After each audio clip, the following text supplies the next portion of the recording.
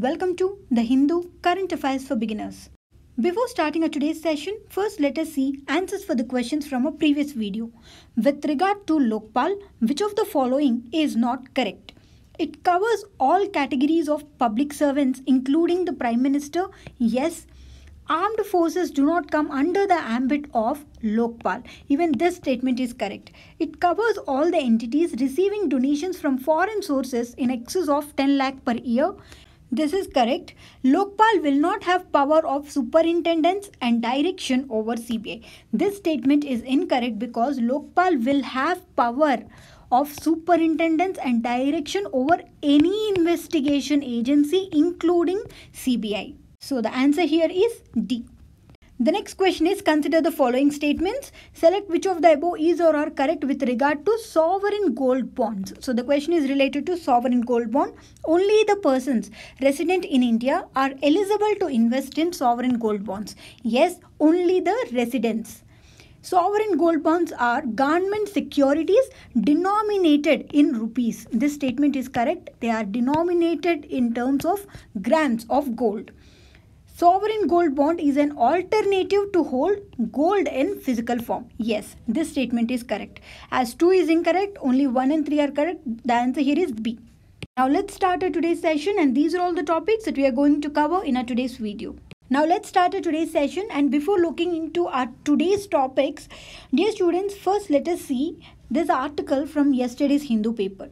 We have dealt about this new hydro policy and how it is going to help India.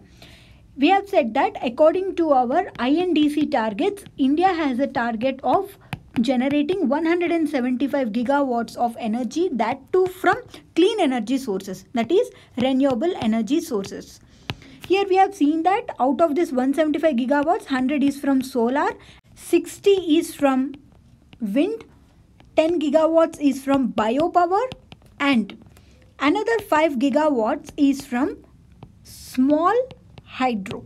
But according to new hydro policy, even the large hydro projects which generate more than 25 megawatts of energy were considered as large hydro projects which were not under renewable energy status. Now, according to the new hydro policy, they were provided with this renewable energy status. So what will happen here is, before adding into this status, this table is very important.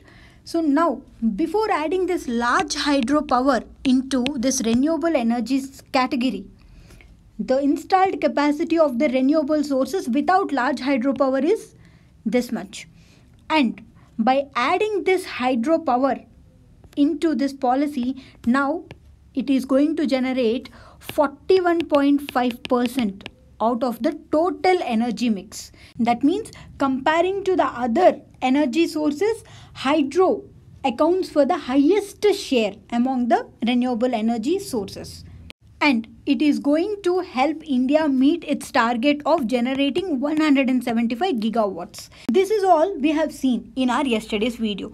But one more thing what we missed in our yesterday's video is, by adding this large hydro projects into renewable energy category, now the large hydro projects will be included in a category under non-solar RPO. RPO means renewable purchase obligation. What is this renewable purchase obligation? It is a mechanism by which the distribution companies, also known as DISCOMs, they will have to purchase certain percentage of power from green sources. That means from renewable energy sources.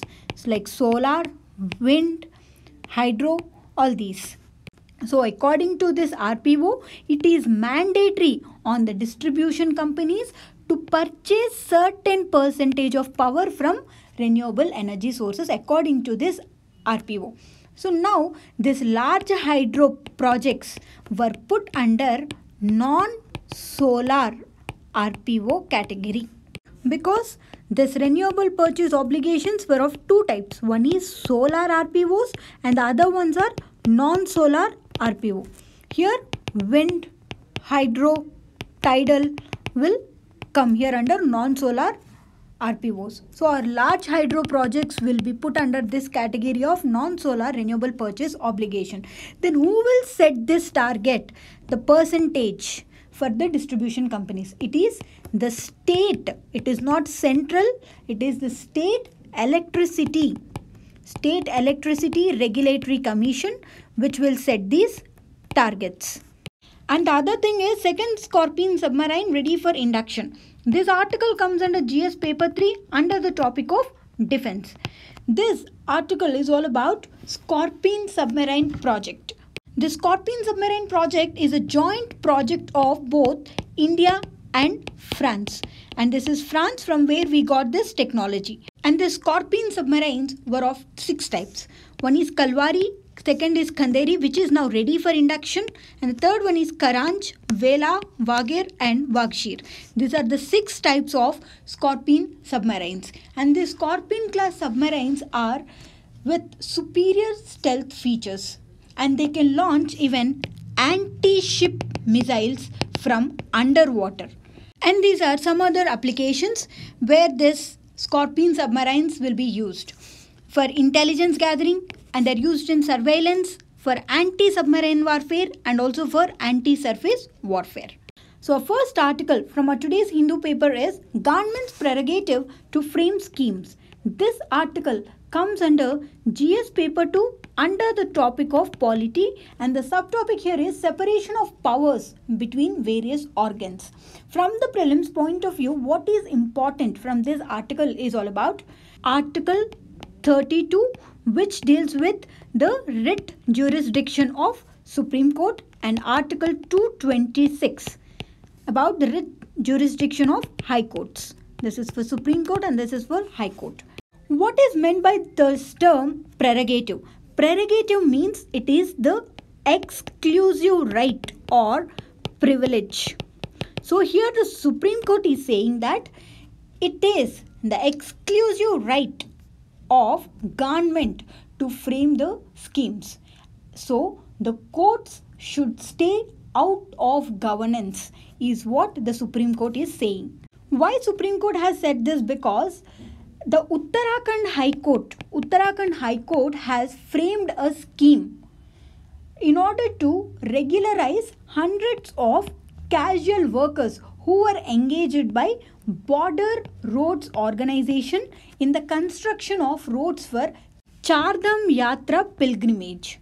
So here what Supreme Court has said is, here the High Court has failed to see that it is not the right or function of the court to frame any scheme, but framing a scheme is the only right of government. And only the thing what this High Court could do is, it can direct the government to frame an appropriate scheme. But here what happened is, the High Court has framed a scheme itself in order to regularize the services of casual laborers and granted the benefits along with the regular employees under the labor law. The next article is Lokpal at last. This article comes under GS paper 2 under the topic of governance. In our yesterday's video, we have seen about this, what is this Lokpal and what is its evolution and what is the appointment process of Lokpal. There will be a selection committee headed by the Prime Minister who will select this Lokpal. And yesterday, Justice Ghosh has been selected as the first Lokpal. But this article is talking all about the delay in the appointment of Lokpal and the consequences after the appointment of Lokpal. So from the prelims point of view, what is important for us is what is the appointment process and what is the selection committee composition. Now, here this article is about the delay of 5 years in selecting a Lokpal. This article is saying that it is lack of political will is one of the reasons why this has got delayed. And the other reasons what this article has quoted is a long appointment system, because it is a two-stage process where a search committee has to be formed, and that search committee will recommend a panel of names to the high-powered selection committee, and this committee will comprise of Prime Minister, Speaker of Lok Sabha and Leader of Opposition and the Chief Justice of India, and also an eminent jurist who will be recommended to the President by these 4 members. And this selection committee has to choose from a short list consisting of names for the post of Lokpal chairperson, and also it should select the judicial as well as non-judicial members, because Lokpal comprises of 1 chairman plus 8 members. And these out of these 8 members, 50% members should be from judiciary and the other 50% are from non-judicial members. But finally now the Lokpal has been chosen, so the victims of corruption will get a venue to get their grievances solved. The next article is Alert in Malappuram after boy dies of West Nile fever. This article comes under GS paper 2 under the topic of issues related to health. Now let us see about this West Nile fever. This West Nile fever is caused because of a virus known as West Nile virus, which is a viral infection that will spread by mosquitoes, and it can even cause neurological diseases. According to the World Health Organization, this virus is a member of this flavivirus genus, and this genus is the same family of virus to which the Zika, dengue, yellow fever and Japanese encephalitis belongs to. This disease will get transmitted to humans through mosquitoes, and the natural host for this West Nile virus is birds. Birds are the natural virus, and from these birds, the mosquitoes whichever bite these birds with the virus will get infected by these. And the mosquitoes will get infected when they feed on these birds, and they will circulate the virus in their blood for a few days. The virus will get transmitted into the mosquito's salivary glands, from where it will get injected into human beings as well as animals. So the virus will multiply in the process and it will lead to illness. What about the symptoms of this disease? Most of the infected people will not show any symptoms, but some symptoms are like fever, headache, body aches, vomitings. Are these some of the symptoms? Then what about the treatment for this virus? Right now there is no vaccine or no antiviral drug is available to treat this West Nile fever. The next article is life imprisonment is the rule, death penalty the exception.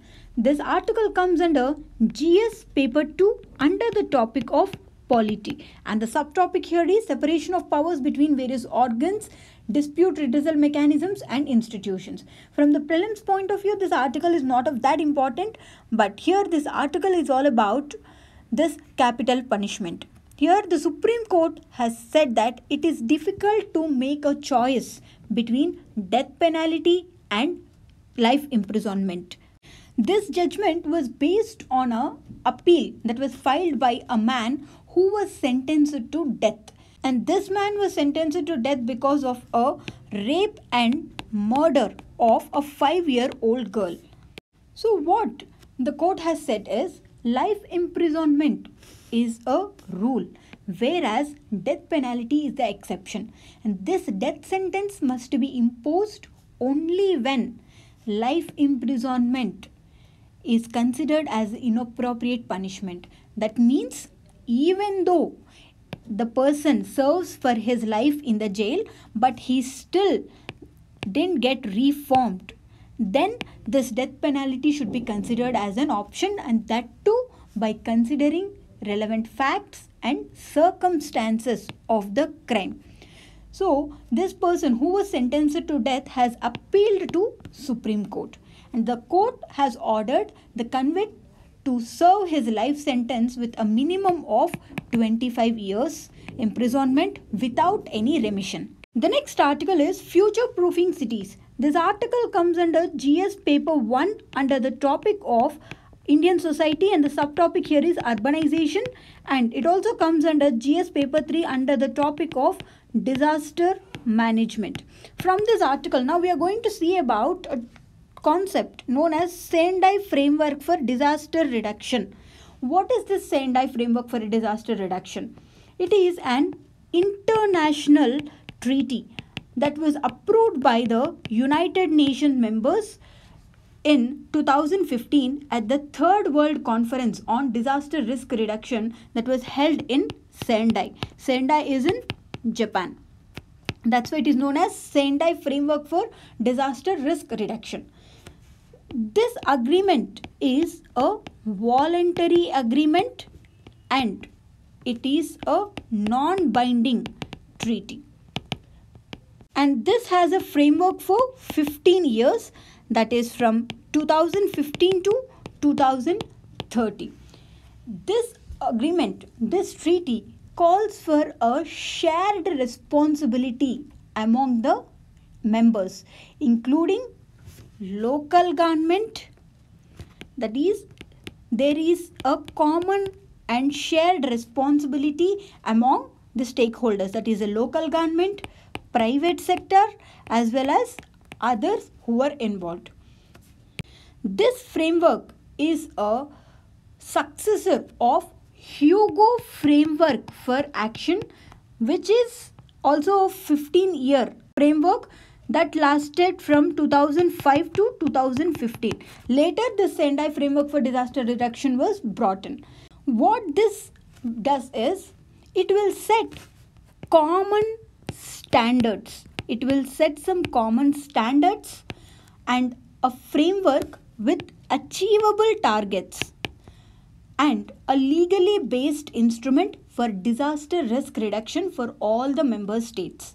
And it asks the member states to adopt an integrated and inclusive measures for preventing the vulnerabilities to disaster and to increase preparedness, reduce the vulnerability and increase preparedness for response and recovery, and to strengthen the resilience methods.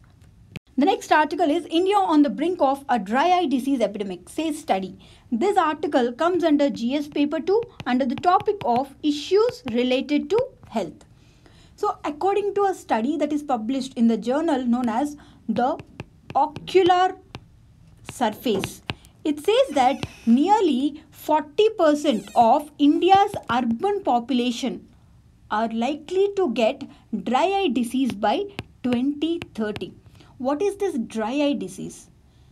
This dry eye disease is also known as dry eye syndrome. Dry eye syndrome is a medical condition in which the quantity and quality of tears fail to keep the surface of the eye adequately lubricated. The eye will not have adequate lubrication with tears if one is caught by this dry eye disease. And this disease can even occur due to inadequate tear production. If the tears are not produced in a sufficient manner, then also this dry eye syndrome will occur.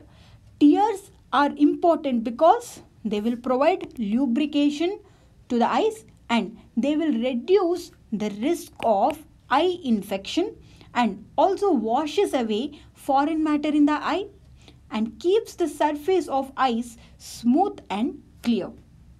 And the other findings of this study are, it found that men were at higher risk of contracting this disease in their 20s and 30s, while women are more vulnerable in their 40s and 50s. The high risk factors for developing the disease include age, urban residence, occupation, socio-economic influence.